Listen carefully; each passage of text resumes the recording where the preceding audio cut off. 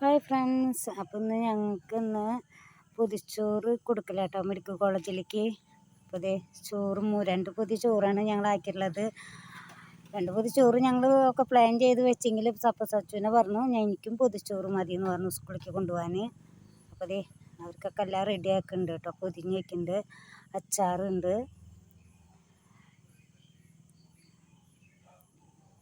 പിന്നെ മുട്ട പൊരിച്ചതുണ്ട് വെച്ചു. സച്ചുവിന് ഇതുപോലെ തന്നെ മുട്ട പൊരിച്ചതൊക്കെ തന്നെ വെച്ചത് കേട്ടോ. പിന്നെ ക്യാബേജ് ഉപ്പേരി ഉണ്ട്.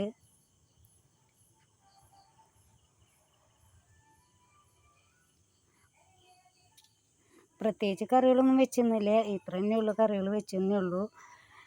പിന്നെ മീൻ വറുത്തത് കേട്ടോ, അയിലയാണ്. അപ്പോൾ സാമ്പാറും വെച്ചു. അപ്പോൾ ഇത്രയുള്ള വീഡിയോ ഇഷ്ടപ്പെട്ടെങ്കിൽ ലൈക്ക് ചെയ്യാനും ഷെയർ ചെയ്യാനും സപ്പോർട്ടും കൂടി ചെയ്ത് തരണേ. Thank you.